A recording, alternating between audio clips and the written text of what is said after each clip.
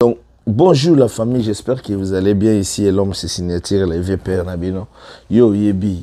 Ah mon frère, makamozana mokili il faut aucun ekobattre la gobi. Les États-Unis c'est comme si zongeli makamba condamné de mort rebelle bazo bomba bango. Bon tu vois ça la exécution il y a deux personnes déjà. Oh tu condamné bango mort pe tu bomba bango.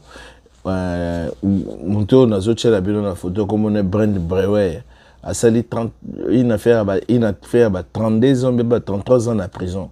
Oui et là on est na sala aboma motu likolo ya $40 donc na balabala ndenge zaki à l'époque wana na 91 à mon rende mona balabala première dès qui est ayibie wallet na porte-monnaie na ya zelaki ka na $40 bakangaye batie na prison abeti 33 ans na prison na Texas. Bauti obome en novembre en 2024 à Koufi. Donc wana pona kolobaki obi ke l'état zaka l'état ba kuluna so ba pesi bango discipline kitoko na banza makambe yozonga nanzela.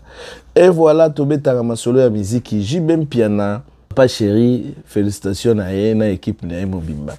Tout le monde a vraiment que les 31 ba betité donc c'était bien mais ils ont bien inquiété de belé la musique ya Congo nenga masole kendaka biso tout de musique ya Congo to bana ko mona ngo kala ezaki musique moko bat bazo bina nenga zala na ba Paris mais na eloko mona na raisonner mingi na vie mais Jibem Piana salo bazula ki wana ezaki pas même ça la 2000 personnes ça là ezaki une affaire c'est là ba 1200 personnes mais malgré ba 1200 personnes bateka ba billet si la té Zomon, ba billet si la té ça la 1200 personnes. Ah, Nathalie ba succès ba Jibem Piana bazala nango.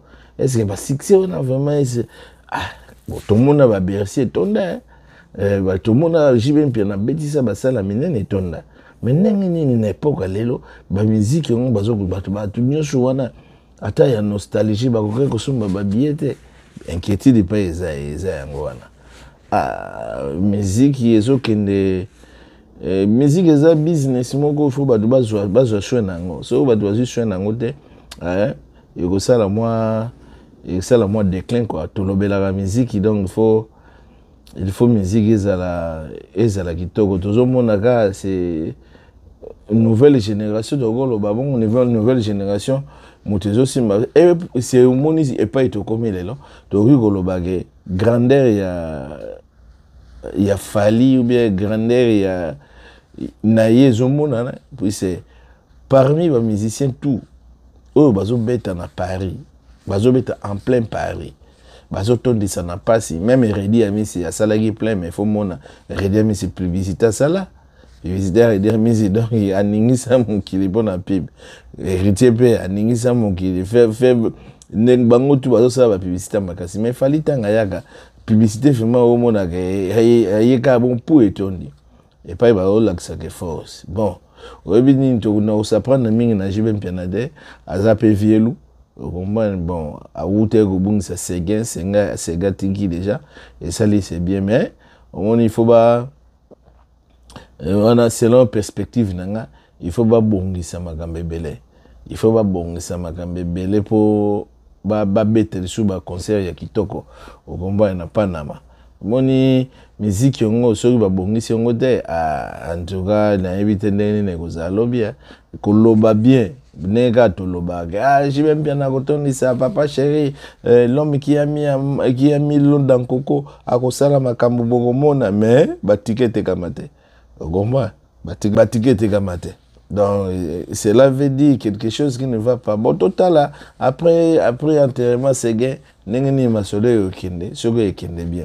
Bon côté mosusu nega balobaga nenge rija lobagi ebi ba musicien na biso mbange leki bango ya kosakana te baloba na ntembe Fabregas na yo Fabregas aka nenge mona ba faire pour faire pas beta moins mais makelele me faire acha makelele de batunaye bacha makelele Fabregas nenge moko ba Rubino Mundi bazo beta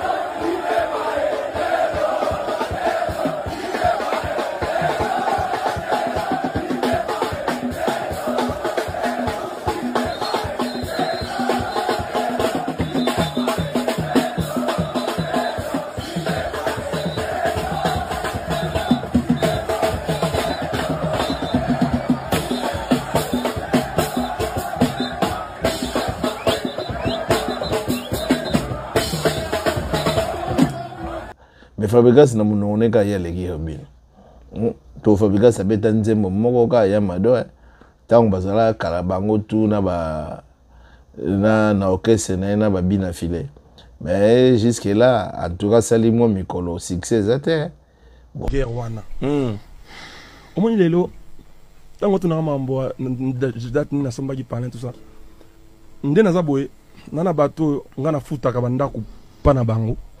Ok. Baza propriétaire nanga. Na pe na bato ba futaka ndako pana nga. Musuku ba mona atanga te. Ba yebi pete ke zayo. Pona respecta ya bango na ko na na bango ati. Mais mona bato ba kenda ba zora mbongo yanga. Ya siko Fabregas na nani. Na Robin zo beta. Bon so do bibe Fabregas na ba petit no subi ba zo beta koleka ba Fabregas.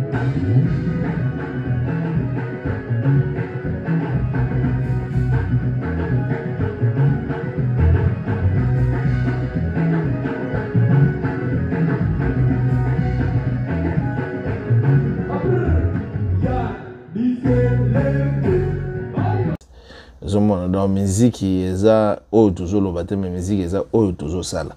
Comme ça, là, des bâtiments, t'es capable billet.